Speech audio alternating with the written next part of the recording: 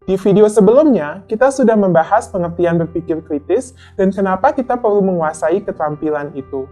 Seperti yang telah disampaikan dalam video tersebut, manfaatnya adalah kita jadi lebih lihai untuk mengolah informasi yang kita terima, sehingga kita mampu untuk membuat keputusan yang lebih baik atau tanggapan yang sesuai.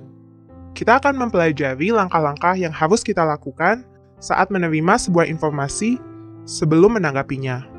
Cara kerja default atau bawaan otak manusia adalah berpikir instan, dangkal, dan umumnya sangat dipengaruhi oleh emosi. Cara ini disebut pemikiran sistem 1. Sistem 1 membuat penilaian instan terhadap informasi apapun tanpa pemikiran mendalam. Jika tanggapan kita terhadap sebuah informasi dibentuk sistem 1, maka kualitas tanggapan kita patut diragukan. Tapi, otak kita juga mampu berpikir mendalam, sistematis, dan perlahan. Ini disebut pemikiran sistem 2. Saat menggunakan sistem 2, kita melakukan usaha ekstra untuk menyerap dan menilai informasi secara rasional. Dalam video ini, kita akan mempelajari kebiasaan yang dapat dilatih untuk memperkuat sistem 2, yaitu kebiasaan untuk bertanya.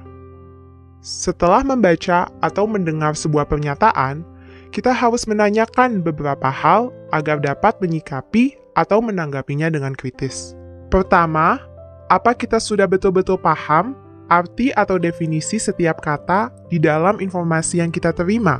Kadang, kita merasa sudah memahami perkataan seseorang karena istilah yang dipakainya sering muncul dalam kehidupan sehari-hari. Tapi, bisa saja ternyata maksudnya sangat berbeda dari yang kita kira. Mari kita lihat tweet ini. Mereka yang punya gagasan politik di kedua kubu pasti sebal dengan bully dan hoax. Di tengah noise, siapa yang dengar suara mereka? Sebelum menanggapi tweet itu, kita harus benar-benar paham maksudnya. Pertama-tama, dengan cara menemukan kata-kata kunci di dalam tweet tersebut, seperti mereka, kedua kubu, bully, hoax, dan noise. Kemudian, kita pastikan bahwa pemahaman kita dan si pemilik tweet tentang kata-kata tadi sudah sama. Caranya dengan bertanya apa yang ia maksud. Dengan memahami arti masing-masing kata kunci, kita dapat memahami maksud si pemilik tweet secara keseluruhan. Setelah itu, barulah kita bisa menyikapinya dengan sesuai. Kita juga harus mewaspadai kata-kata ambigu, yaitu yang mungkin punya lebih dari satu arti. Misalnya, teman kita berkata, hanya kejahatan luar biasa yang layak diganjar hukuman mati. Sebelum kita menyetujui atau menyanggah pernyataan tersebut, apakah kita yakin kita sudah tahu apa yang dimaksud kejahatan luar biasa? Kita bisa mengira yang dimaksudnya adalah kejahatan kemanusiaan yang sangat keji seperti perbudakan. Tapi bisa saja maksud sebenarnya adalah kejahatan seperti korupsi berskala besar.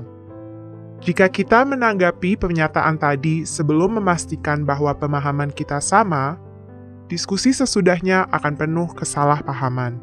Yang kedua, apa konteks di balik informasi yang kita terima? Jika definisi berhubungan dengan arti kata, konteks berhubungan dengan latar belakang di balik sebuah informasi. Mengetahui konteks membuat kita paham kenapa sebuah pernyataan bisa muncul. Misalnya, kita membaca kalimat, wajib militer harus diberlakukan bagi seluruh warga Indonesia yang sudah cukup umur. Bukan hanya definisi kata-kata kunci seperti wajib militer dan cukup umur yang perlu kita ketahui, namun juga keadaan apa yang memicu munculnya kalimat itu. Mungkinkah ada isu tentang meningkatnya jumlah konflik bersenjata di Asia, sehingga si penulis kalimat cemas akan terjadi perang? Atau mungkin, menurutnya wajib militer bisa mengembalikan nasionalisme anak muda? Kesimpulannya, kalimat yang sama dapat menimbulkan tanggapan berbeda jika latar belakangnya juga berbeda. Jadi, mengetahui konteks sebelum bersikap itu penting.